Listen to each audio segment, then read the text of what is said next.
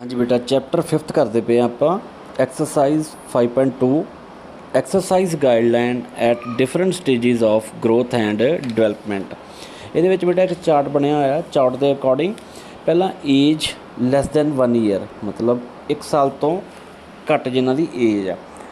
Sanitary behaviour, ਇੱਕ time ਵਿੱਚ 1 ਘੰਟੇ ਤੋਂ ਵੱਧ ਸਮੇਂ ਲਈ ਮੂਵਮੈਂਟ 'ਤੇ ਰੋਕ ਲਾਈ ਜਾਣੀ ਚਾਹੀਦੀ ਹੈ। ਸੈਂਟਰੀ ਹੋਣ ਸਮੇਂ ਰੀਡਿੰਗ ਐਂਡ ਸਟੋਰੀ ਟੈਲਿੰਗ ਨੂੰ ਇਨਕਰੇਜ ਕਰੋ, ਮਤਲਬ ਕਿ ਸਟੋਰੀਆਂ ਸੁਣਾਉਣ 'ਤੇ ਜ਼ਿਆਦਾ ਇਨਕਰੇਜ ਕਰਨਾ ਚਾਹੀਦਾ। ਸਕਰੀਨ ਟਾਈਮ ਰਿਕਮੈਂਡਡ ਨਹੀਂ ਕੀਤਾ ਜਾਂਦਾ। ਅਤੇ ਫਿਜ਼ੀਕਲ ਐਕਟੀਵਿਟੀ ਦੇ ਵਿੱਚ ਫਿਜ਼ੀਕਲੀ ਦਿਨ ਵਿੱਚ ਕਈ ਵਾਰ active floor based play through 30 minute tummy time include ਹੈ, ਮਤਲਬ ਕਿ ਬੱਚੇ ਨੂੰ ਕਈ ਵਾਰ ਫਿਜ਼ੀਕਲੀ ਫਲੋਰ 'ਤੇ ਖੇਡਣ ਦੇਣਾ ਚਾਹੀਦਾ ਵਾ। ਅੱਗੇ ਉਹਦਾ ਸਲੀਪ ਟਾਈਮ ਆ ਗਿਆ, ਵੀ ਸੌਣ ਦਾ ਟਾਈਮ। ਜਿਹੜਾ ਬਰਥ ਟੂ 3 ਮੰਥ ਬੱਚਾ ਹੁੰਦਾ ਵਾ ਉਹਨੂੰ 14 to 17 ਆਵਰ, ਮਤਲਬ ਕਿ 14 ਤੋਂ 17 ਘੰਟੇ ਸੌਣ ਦਾ ਟਾਈਮ ਆਉਂਦਾ। ਅਤੇ ਉਸ ਤੋਂ ਬਾਅਦ ਜਿਹੜਾ 12 to 16 ਆਵਰ ਆ ਉਹ 4 ਤੋਂ 11 ਸਾਲ ਦਾ ਬੱਚਾ 12 ਤੋਂ 16 ਘੰਟੇ ਸੌਣਾ ਚਾਹੀਦਾ ਵਾ, ਨੀਂਦ ਉਹਦੀ ਪੂਰੀ ਹੋਣੀ ਚਾਹੀਦੀ ਆ। Good quality sleep including naps. ਉਸ ਤੋਂ ਬਾਅਦ ਬੇਟਾ ਆ ਗਿਆ 1 to 2 ਈਅਰ। ਇਹਦੇ ਵਿੱਚ ਸੈਂਟਰੀ ਬਿਹੇਵੀਅਰ ਦੇ ਵਿੱਚ ਆ ਗਿਆ ਮੂਵਮੈਂਟ ਨੂੰ ਇੱਕ ਟਾਈਮ 1 ਘੰਟੇ ਤੋਂ ਵੱਧ ਸਮੇਂ ਲਈ ਨਹੀਂ ਰੋਕਣਾ ਚਾਹੀਦਾ ਜਾਂ ਐਕਸਟੈਂਡਡ ਪੀਰੀਅਡ ਲਈ ਨਹੀਂ ਬੈਠਣਾ ਚਾਹੀਦਾ। 1 ਈਅਰ ਓਲਡ ਬੱਚਿਆਂ ਲਈ ਸਕਰੀਨ ਦਾ ਟਾਈਮ ਨਹੀਂ ਹੋਣਾ ਚਾਹੀਦਾ। 2 ਈਅਰਸ ਲਈ ਸੈਂਟਰੀ ਸਕਰੀਨ ਦਾ ਟਾਈਮ 1 ਘੰਟੇ ਤੋਂ ਵੱਧ ਨਹੀਂ ਹੋਣਾ ਚਾਹੀਦਾ।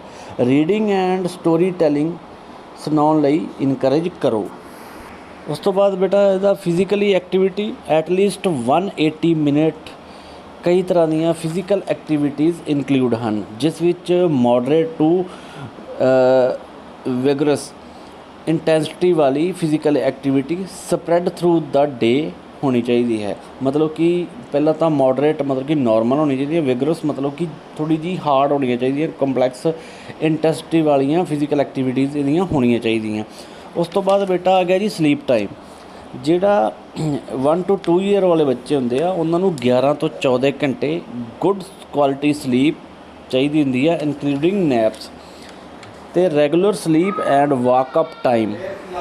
ਉਸ ਤੋਂ ਬਾਅਦ ਬੇਟਾ 3 to 4 ਈਅਰਸ, ਜਿਹੜੇ 3 ਤੋਂ 4 ਸਾਲ ਵਾਲੇ ਆ, ਮੂਵਮੈਂਟ ਨੂੰ ਇੱਕ ਸਮੇਂ 1 ਘੰਟੇ ਤੋਂ ਵੱਧ ਸਮੇਂ ਲਈ ਨਹੀਂ ਰੋਕਣਾ ਚਾਹੀਦਾ ਜਾਂ ਐਕਸਟੈਂਡਡ ਪੀਰੀਅਡ ਦੇ ਟਾਈਮ ਲਈ ਨਹੀਂ ਬੈਠਣਾ ਚਾਹੀਦਾ। ਸੈਂਟਰੀ ਸਕਰੀਨ ਦਾ ਟਾਈਮ 1 ਆਵਰ, ਮਤਲਬ ਕਿ 1 ਘੰਟੇ ਤੋਂ ਵੱਧ ਨਹੀਂ ਹੋਣਾ ਚਾਹੀਦਾ। Reading and telling story telling ਲਈ ਇਨਕਰੇਜ ਕਰੋ। ਉਸ ਤੋਂ ਬਾਅਦ ਬੇਟਾ ਫਿਜ਼ੀਕਲ ਐਕਟੀਵਿਟੀ ਕਿਸੇ ਵੀ ਇੰਟੈਂਸਿਟੀ 'ਤੇ ਕਈ ਕਿਸਮ ਦੀਆਂ ਫਿਜ਼ੀਕਲ ਐਕਟੀਵਿਟੀਜ਼ ਵਿੱਚ ਘੱਟੋ ਘੱਟ 180 ਮਿੰਟ, ਜਿਨ੍ਹਾਂ ਵਿੱਚੋਂ ਘੱਟੋ ਘੱਟ 60 minute moderate to vigorous intensity ਵਾਲੀ ਫਿਜ਼ੀਕਲ ਐਕਟੀਵਿਟੀ ਹੋਣੀ ਚਾਹੀਦੀ ਹੈ, ਜੋ spread throughout the day. ਮਤਲਬ ਕਿ ਉਹੀ ਆ ਗਿਆ ਮੋਡਰੇਟ ਤੋਂ ਫਿਰ ਵਿਗਰਸ ਹੋਣੀ ਚਾਹੀਦੀ, ਮਤਲਬ ਕਿ ਥੋੜ੍ਹੀ ਕੰਪਲੈਕਸ ਹੋਣੀ ਚਾਹੀਦੀ ਹੈ ਇੰਟੈਂਸਿਟੀ ਵਾਲੀ ਐਕਟੀਵਿਟੀ। ਹੁਣ ਇਹਦਾ ਸਲੀਪ ਟਾਈਮ ਆ ਗਿਆ 10 to 13 ਆਵਰ, 10 ਤੋਂ 13 ਘੰਟੇ ਇਹ ਗੁੱਡ ਕੁਆਲਿਟੀ ਹੋਣੀ ਚਾਹੀਦੀ ਸਲੀਪ ਦੀ, ਜਿਸ ਵਿੱਚ ਰੈਗੂਲਰ ਸਲੀਪ ਐਂਡ ਵਾਕਅਪ ਟਾਈਮ ਹੋਣਾ ਚਾਹੀਦਾ ਵਾ। ਅੱਗੇ ਬੇਟਾ ਆ ਗਿਆ ਜੀ ਇਨਫੈਨਿਟੀ ਲੈਸ ਦੈਨ 1 ਈਅਰ। ਇਨਫੈਂਟਸ ਹੁੰਦੇ ਆ ਬੇਟਾ ਜਿਹੜੇ ਬਰਥ ਤੋਂ ਲੈ ਕੇ 1 ਸਾਲ ਤੱਕ ਦੇ ਜਿਹੜੇ ਬੱਚੇ ਹੁੰਦੇ ਆ ਉਹਨਾਂ ਨੂੰ ਕਹਿੰਦੇ ਆ। ਐਕਸਪੀਰੀਅੰਸ ਕੀਤੇ ਇਨਡੋਰ ਐਂਡ ਆਊਟਡੋਰ ਸੁਪਰਵਾਈਜ਼ਡ ਦੇ ਪਾਰਟ ਵਜੋਂ ਇਨਫੈਂਟ ਨੂੰ ਡੇਲੀ ਫਿਜ਼ੀਕਲ ਐਕਟਿਵ ਹੋਣਾ ਚਾਹੀਦਾ ਹੈ। ਐਕਟੀਵਿਟੀ ਵਿੱਚ tummy time, reaching and grasping and pulling and crawling include ਹੁੰਦਾ ਹੈ। ਹੈਲਦੀ ਗਰੋਥ ਐਂਡ ਡਿਵੈਲਪਮੈਂਟ ਲਈ ਇਨਫੈਂਟ ਫਿਜ਼ੀਕਲੀ ਐਕਟਿਵ ਹੋਣਾ ਚਾਹੀਦਾ ਹੈ। ਡੇਲੀ ਕਈ ਵਾਰ ਐਕਟਿਵ, ਖਾਸ ਕਰਕੇ interactive floor based play through, ਮਤਲਬ ਕਿ ਜਿਹੜੀਆਂ ਫਲੋਰ 'ਤੇ ਆਪਾਂ ਜ਼ਮੀਨ 'ਤੇ ਖੇਡਦੇ ਹਾਂ ਉਹਦੇ ਥਰੂ ਇੰਟਰੈਕਟਿਵ ਹੋਣਾ ਚਾਹੀਦਾ ਵਾ। ਉਸ ਤੋਂ ਬਾਅਦ ਬੀ ਆ ਗਿਆ ਜੀ ਟੋਡਲਰਸ। ਇਹ 1 ਤੋਂ 2 ਸਾਲ ਦੇ ਜਿਹੜੇ ਏਜ ਗਰੁੱਪ ਹੁੰਦਾ ਵਾ ਉਹਨੂੰ ਕਹਿੰਦੇ ਆ। ਜੋ ਚਿਲਡਰਨ ਆਪਣੇ ਆਪ ਵਾਕ ਕਰ ਸਕਦੇ ਹਨ ਉਹਨਾਂ ਨੂੰ ਹਰ ਰੋਜ਼ 180 ਮਿੰਟ ਲਈ ਫਿਜ਼ੀਕਲ ਐਕਟਿਵ ਹੋਣਾ ਚਾਹੀਦਾ ਹੈ। ਇਸ ਵਿੱਚ ਲਾਈਟ ਐਕਟੀਵਿਟੀ ਇਨਕਲੂਡ ਹੋਣੀ ਚਾਹੀਦੀ ਹੈ, ਜਿਵੇਂ ਕਿ standing up, moving around, rolling and playing. ਅਤੇ ਨਾਲ ਹੀ more energetic activity like skipping, hopping, running and jumping ਕਰਨਾ ਚਾਹੀਦਾ ਹੈ।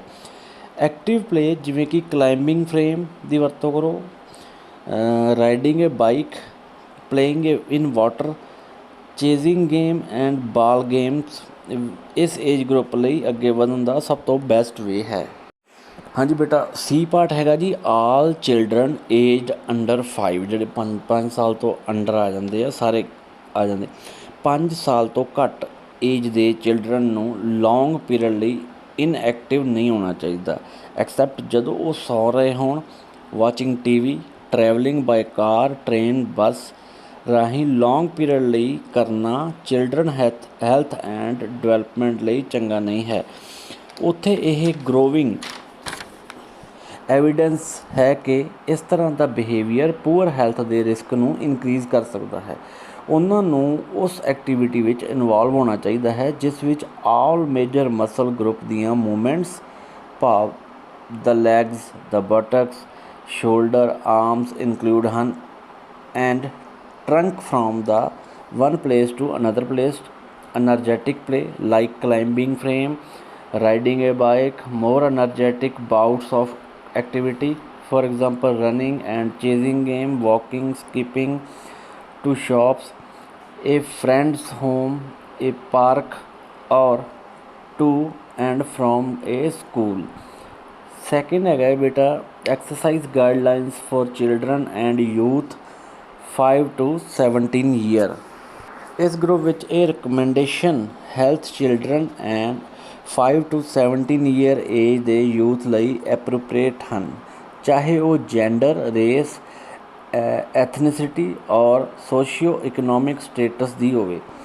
ਸਪੈਸ਼ਲ ਨੀਡ ਵਾਲੇ ਔਰ ਕਿਸੇ ਸਪੈਸੀਫਿਕ ਮੈਡੀਕਲ ਕੰਡੀਸ਼ਨ ਵਾਲੇ ਚਿਲਡਰਨ ਐਂਡ ਯੂਥ ਕਿਸੇ ਵੀ ਮੈਡੀਕਲ ਆਫੀਸ਼ੀਅਲ ਦੀ ਐਡਵਾਈਸ ਔਰ ਸਕੂਲ ਦੇ ਸਪੈਸ਼ਲ ਐਜੂਕੇਸ਼ਨ ਟੀਚਰ ਦੀ ਹੈਲਪ ਨਾਲ ਇਸ ਤਰ੍ਹਾਂ ਦੀਆਂ ਰਿਕਮੈਂਡੇਸ਼ਨ ਨੂੰ ਫੋਲੋ ਕਰ ਸਕਦੇ ਹਨ। Almost all game and sports ਵਿੱਚ ਇਸ ਸਟੇਜ ਵਿੱਚ ਰਿਕਮੈਂਡ ਕੀਤੀ ਜਾਂਦੀ ਹੈ। ਐਰੋਬਿਕ ਐਕਟੀਵਿਟੀ ਨੂੰ ਪ੍ਰੈਫਰਡ ਕੀਤੀ ਜਾਂਦਾ ਹੈ। ਟੀਮ ਗੇਮਸ ਨੂੰ ਟੂਗੈਦਰਨੈਸ ਐਂਡ ਟੀਮ ਕੋਆਰਡੀਨੇਸ਼ਨ ਨੂੰ ਡਿਵੈਲਪ ਕਰਨ ਲਈ ਵੀ ਰਿਕਮੈਂਡੇਸ਼ਨ ਕੀਤੀ ਜਾਂਦੀ ਹੈ। ਐਕਟੀਵਿਟੀਜ਼ ਇੱਕ ਪ੍ਰੋਗਰੈਸਿਵ ਮੈਨਰ ਨਾਲ ਡਨ ਕੀਤੀਆਂ ਜਾਣੀਆਂ ਚਾਹੀਦੀਆਂ ਹਨ। ਫੋਰ ਐਗਜ਼ਾਮਪਲ ਸਿੰਪਲ ਐਕਸਰਸਾਈਜ਼ ਦੇ ਨਾਲ ਸੈਸ਼ਨ ਦੀ ਸਟਾਰਟਿੰਗ ਤੋਂ ਬਾਅਦ ਇਸ ਨੂੰ ਕੰਪਲੈਕਸ ਬਣਾਉਣਾ। ਹੌਲੀ ਹੌਲੀ activity the frequency, duration and intensity increase ਕਰੋ। ਇਸ ਏਜ ਗਰੁੱਪ ਵਿੱਚ ਗਰੋਥ ਦੇ ਵੱਖੋ ਵੱਖਰੇ ਸਟੇਜਿਸ ਹਨ, ਜਿਸ ਵਿੱਚ ਹਰ ਸਟੇਜ ਦੇ ਐਕਟੀਵਿਟੀਜ਼ ਦੀ ਟਾਈਪ ਚੇਂਜ ਹੁੰਦੀ ਹੈ। ਇਸ ਏਜ ਗਰੁੱਪ ਦੀਆਂ ਐਕਟੀਵਿਟੀਜ਼ ਦਾ main aim cardio respiratory and muscle fitness, bone health, cardiovascular and metabolic health ਨੂੰ ਇੰਪਰੂਵ ਕਰਨਾ ਹੈ। Biomarkers and anxiety and depression ਦੇ ਸਿੰਪਟਮ ਨੂੰ ਰਿਡਿਊਸ ਕਰਨ ਲਈ।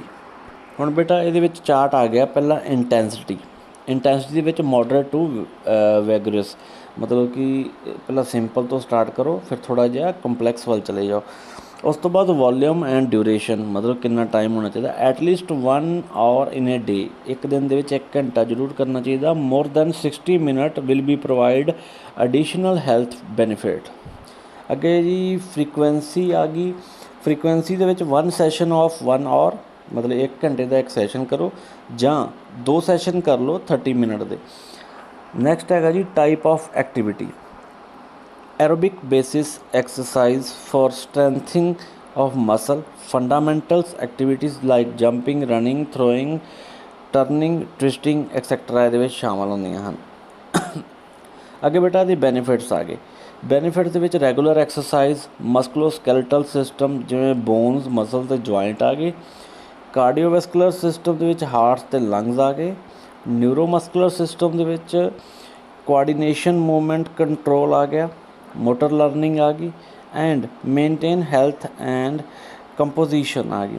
Physical activity also help to develop psychological, ਜਿਵੇਂ control over emotions, anxiety, depression and manage stress ਆ ਗਿਆ ਜੀ ਇਹਦੇ ਵਿੱਚ।